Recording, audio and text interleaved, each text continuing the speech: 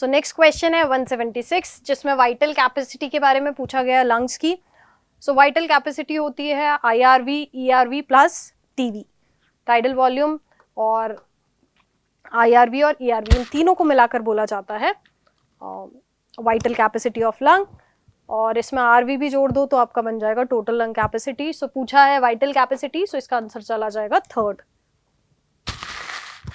Next है correct group पूछा है जिसमें ऑस्ट्रेलियन मार्सुपियल्स दिए हैं बस। सो पहला ऑप्शन इसका करेक्ट है, numbered, spotted cuscus and flying phalanger. So ये तीनों ही क्या हैं, ऑस्ट्रेलियन मार्सुपियल्स। सो पहला ऑप्शन इसका करेक्ट जाएगा। नेक्स्ट है, यहाँ पर आपको कुछ फैक्टर्स दिए हैं जिनके फंक्शंस के साथ आपको कहाँ पर जाकर ये एक्ट करेंगे, उसके हिसाब से आपको इनका मैचिंग ऑप्शन चूज करना है। सो इसका ऑप्शन है करेक्ट फोर्थ। तो देख लेते हैं हम, CCK जो है पेनक्रियाज को स्टिमुलेट करता है, बिल्कुल सही बात है। GIP ये गैस्ट्रिक ग्लैंड को स्टिमुलेट करेगा, तो बिल्कुल सही बात है, या वहां पर चेंजेस करेगा। एंड C का है ANF, दैट इज हार्ट, तो बिल्कुल सही है, आर्ट्रियल नाइट्रियूरेटिक फैक्टर। सो ये हार्ट पे काम, हार्ट से रिलेटेड है। एंड ADH किडनी से रिलेटेड है, तो ये भी सही हो जाएगा आपका फोर्थ ऑप्शन D का 1। सो फोर्थ ऑप्शन इसका करेक्ट आंसर है। नेक्स्ट है AR again. So amniocentesis for sex determination is one of the strategies of reproductive and child health care program. तो ये बिल्कुल गलत है। amniocentesis अगर यूज करना है तो डिसऑर्डर्स वगैरह चेक करने के लिए यूज करा जाएगा, ना कि सेक्स डिटर्मिनेशन के लिए। सो ये ऑप्शन हो जाएगा आपका, असर्शन गलत हो जाएगा। And ban on amniocentesis checks increasing menace on female foeticide. तो ये भी आपका जो ऑप्शन है एज इट इज आपको NCERT में दिया हुआ है कि अगर amniocentesis को जो बैन करा है उससे फीमेल फिटिसाइड के जो केस है वो कम हुआ है। तो ये चीज सही है, क्योंकि फीमेल सेक्स डिटर्मिनेशन पहले करा जाता था amniocentesis के थ्रू, जिसकी वजह से फीमेल फिटिसाइड का जो केस थे वो ज्यादा थे और बैन लगने के बाद कम हो गए। सो ये रीजन सही है, उस हिसाब से A is false but R is true, तो थर्ड ऑप्शन जाएगा इसका। नेक्स्ट है स्टेटमेंट वाला question, RNA mutates at a faster rate. तो DNA के कंपैरिजन में RNA में म्यूटेशन जल्दी होता है, सही बात है। Viruses have RNA genome, having RNA genome and shorter life span, mutate and evolve faster. तो ये भी बिल्कुल एज इट इज NCERT का स्टेटमेंट है कि जिन वायरसेस में RNA जीनोम होता है, RNA जेनेटिक मटेरियल होता है, उनका लाइफ स्पैन शॉर्टर होता है और वो इवॉल्व फास्ट करते हैं, म्यूटेशन भी उनमें ज्यादा होता है। सो दोनों ही स्टेटमेंट सही है। So correct option fourth, both statement 1 and 2 are true. Next है match the following. So vasectomy अगर हम देखें तो vasectomy surgical method and option जा रहा है अपना फर्स्ट। सो A का 3, B का 4, B is coitus interruptus, natural method है, सही बात है। C cervical caps, barrier method, सहेली इज ओरल मैथड। सो इसका आंसर चला जाएगा फर्स्ट। नेक्स्ट है electrostatic precipitator is most widely used in thermal power plant. बिल्कुल सही स्टेटमेंट है, एज इट इज NCERT में दिया है, but statement 2 is incorrect. Electrostatic precipitator in thermal power plant removes ionising radiation. तो ऐसा कुछ नहीं होता, आयनाइजिंग रेडिएशन ये रिमूव नहीं करता है। सो अपना चला जाएगा सेकेंड ऑप्शन इसमें, statement 1 is correct but statement 2 is incorrect. Next है अगेन स्टेटमेंट दिए हैं in prokaryotes the positively charge DNA is held with some negatively charge protein in a region called nucleoid. So जो DNA है ये nucleoid में तो present होता है, बट ओवरऑल जो इनका चार्ज रहेगा वो एज इट इज सेम ही रहेगा। DNA जनरली नेगेटिवली चार्ज होता है एंड ओवरऑल जो प्रोटीन होते हैं दैट आर पॉजिटिवली चार्ज। तो स्टेटमेंट 1 इज इनकरेक्ट, क्योंकि यहाँ पे DNA को पॉजिटिवली चार्ज दिया है, वेयर एज यूकैरियोट्स में अगर हम देखें तो negatively charge DNA is wrapped around positively charge histone octamer to form nucleosome. तो ये बिल्कुल सही है, DNA नेगेटिवली चार्ज है और हिस्टोन जो कि पॉजिटिवली चार्ज है उनके ऊपर कॉइल होकर क्या बना रहा है, न्यूक्लियोसोम। सो यहाँ पर option first is incorrect, second वाला करेक्ट है, तो इसका ऑप्शन थर्ड चला जाएगा। Statement 1 is incorrect whereas 2 is correct. Next है यहाँ पर कुछ डिजीजेस दिए जिनको हमें मैच करना है. सो डिजीजेस के हिसाब से अगर हम देखें तो जो रिंग वॉर्म है ये ट्राइकोफाइटिन से होता है, तो बिल्कुल सही बात है. बी का थर्ड फिलारियासिस किससे होता है? बैंक्रॉफ्टी, तो बिल्कुल सही है. मलेरिया प्लाज्मोडियम कॉज करता है. एंड डी का निमोनिया जो है वो हीमोफिलस इन्फ्लुएंजा कॉज करता है. तो इसका करेक्ट ऑप्शन चला जाएगा 184 का 1. नेक्स्ट है इकोलॉजी से क्वेश्चन है, रिलेशन क्या है इन ऑर्गेनिज्म का, इंटरैक्शन किस तरह से होता है, पॉपुलेशन इंटरैक्शन का ये क्वेश्चन है. सो लेपर्ड और लायन तो ये कंपटीशन करते हैं. सो ए का 1, बी का 2, कुकू और क्रो वाला जो होता है ब्रूड पैरासाइटिज्म सही है. सी का 3, फंजाई और roots of higher plant mycorrhiza mutualism सही है. कैटल इग्रेट वाला एग्जाम्पल हमें कमेंसलिज्म में दिया है एनसीईआरटी में. सो सारे ऑप्शन सही है, उस हिसाब से फोर्थ वाला चला जाएगा.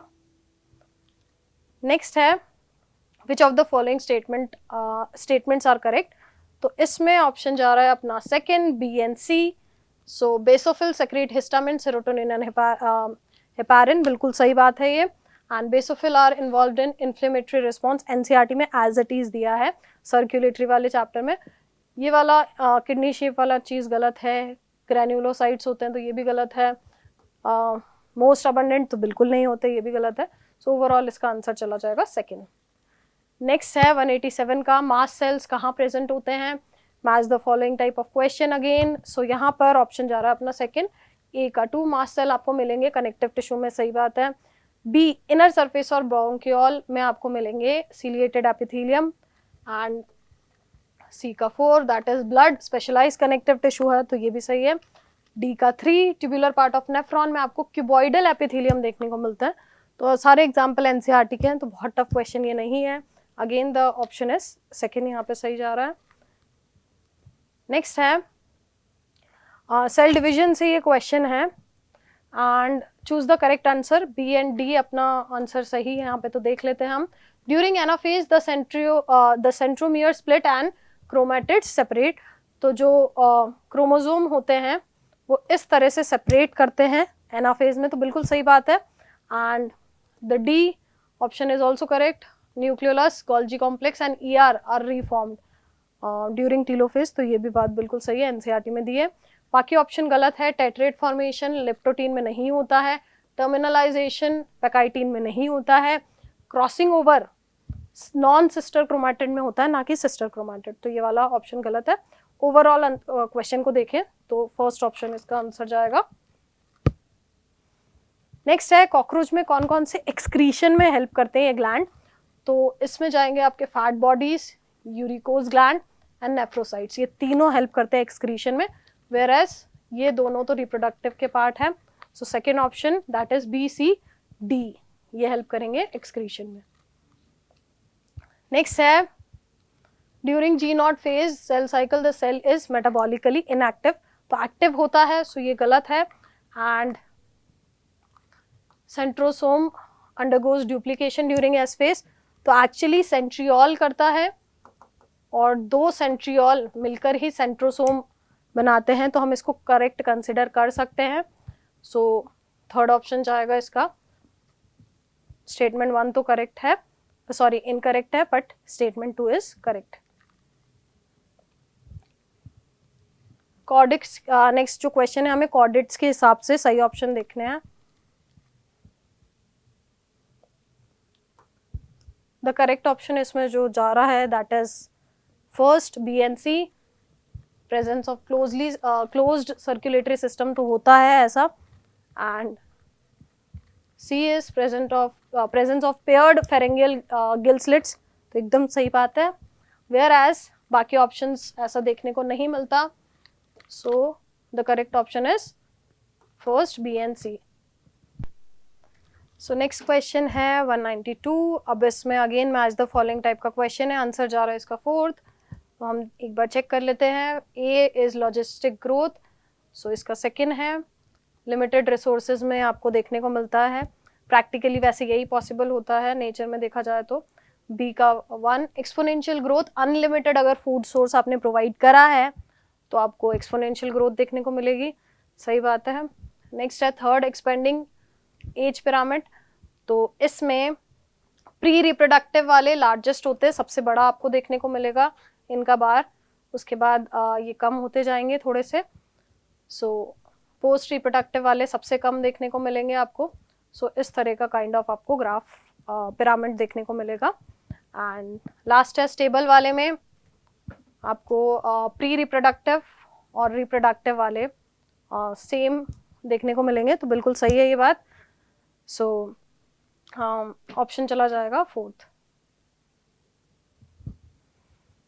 नेक्स्ट है, यहाँ पर आपको सीक्वेंस दिया है आरएनए का और आपको क्वेश्चन में पूछा गया है अबाउट कोडिंग स्ट्रैंड। तो जो कोडिंग स्ट्रैंड होता है उसका एग्जैक्टली सेम होगा एमआरएनए की तरह, बस डिफरेंस ये आ जाएगा यू की जगह यहाँ पे टी आ जाएगा। सो सेकेंड ऑप्शन में AUCG है तो ATCG आ जाएगा, क्योंकि ये डीएनए की स्ट्रैंड की बात हो रही है कोडिंग स्ट्रैंड, तो इसका जो सीक्वेंस है एमआरएनए जैसा ही होता है, बट बस U और T का डिफरेंस देखने को मिलेगा। सो इसका ऑप्शन जाएगा सेकेंड। नेक्स्ट है which of the following is characteristic feature of cockroach regarding sexual dimorphism. तो मेल और फीमेल को डिफ्रेंशिएट करने के लिए मेन जो इनमें होता है एनल स्टाइल का डिफरेंस होता है। सो पहला ही ऑप्शन इसमें करेक्ट चला जाएगा। सारे क्वेश्चन अभी तक सब एनसीईआरटी के क्वेश्चन हैं, लास्ट तक सारे क्वेश्चंस एनसीईआरटी के हैं, तो इससे आपको एनसीईआरटी का इंपॉर्टेंस पता चल रहा है। नेक्स्ट है करेक्ट पूछा है स्केलेटल मसल के हिसाब से। सो इनमें से बी एंड सी करेक्ट है बस। So b is sarcoplasmic reticulum of muscle stores calcium, तो बिल्कुल सही बात है। एसआर जो है कैल्शियम स्टोर करता है और मसल को कॉन्ट्रैक्शन के टाइम प्रोवाइड कराता है कैल्शियम आयन। एंड जो सी है स्ट्रेटेड मसल्स जो हैं इनका जो अपीयरेंस है, जो डार्क एंड लाइट बैंड्स देखने को मिलते हैं वो एक्टिन मायोसिन के पैटर्न की वजह से देखने को मिलते हैं। सो ये दोनों ही ऑप्शन सही हैं। पहला ऑप्शन गलत है, यहाँ पे फैसिया आना चाहिए, and the last option is of course again wrong. M line को सार्कोमेयर कंसिडर नहीं करा जाता है। सो ओवरऑल इसका आंसर चला जाएगा फर्स्ट। नेक्स्ट है यूनिक मैमेलियन कैरेक्टर्स, तो मैमल्स में हेयर्स होते हैं, पिना होता है एंड मेमोरी ग्लैंड। सो ये चला जाएगा इसका ऑप्शन फर्स्ट।